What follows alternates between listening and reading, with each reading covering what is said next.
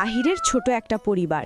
বাবা, মা, বোন আর আদরের ছোট্ট বিড়ালছানা মিমিকে নিয়ে আনন্দেই কাটে তাদের। তাহির যেখানে যায় মিমি তার পিছু পিছু ম্যাও করে পিছু নেয়। তাহির ও তার পরিবার সন্তানের মতো করে আদর করেন মিমিকে। তাহির খেলতে গেলে পিছু পিছু যায়, শুয়ে থাকতে বললে শুয়ে থাকে। একদিন তাহির স্কুল থেকে ফিরে এসে মিমিকে ডাকেন, মিমি মিমি, কিন্তু কোথাও সাড়া পায় না। এদিকে মা দেখেন, ওইদিকে বোন দেখেন, কোথাও পাওয়া যায় না। সবাই খুব চিন্তিত হয়ে পড়েন।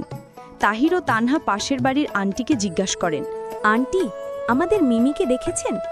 মিমি কি আপনাদের বাড়িতে আসছে? আন্টি বলেন, না মা, মিমি তো আজ আসেনি। তারা মন খারাপ করে বাসায় চলে আসেন। তাহিরের বাবাও খবর পেয়ে বাসায় চলে আসেন। হঠাৎ বাসার মোবাইল বেজে ওঠে। বাবা কল ধরতেই অপর প্রান্ত থেকে বলেন, আপনাদের মিমি আমাদের কাছে। যদি তাকে জীবিত পেতে চান আমাদের 50,000 টাকা দিয়ে নিয়ে যান, না হলে মিমিকে মেরে ফেলব। তাহিরের বাবা বলেন, না না, মিমিকে কিছু করবেন না। মিমি আমাদের সন্তানের মতো, যত টাকা চান আমি দিব। বলেন কোথায় আসতে হবে? কিডন্যাপাররা ঠিকানা বলে দেন। তাহির বলল, বাবা, আমিও তোমার সাথে যাব, তবে এদের উচিত শিক্ষা দিয়ে ছাড়ব।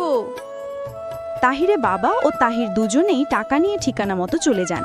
কিডন্যাপাররা মিমি নিয়ে যখন টাকা নিতে আসে তখন চারপাশ থেকে পুলিশ ঘিরে ফেলে ও কিডন্যাপারদের ধরে ফেলে।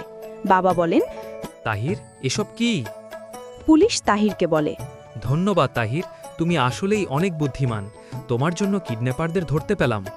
আসলে তাহির আগেই পুলিশকে কল করে সব বলে দিয়েছিল। বাবা হেসে বললেন, আসলেই তুমি আমার বুদ্ধিমান ছেলে।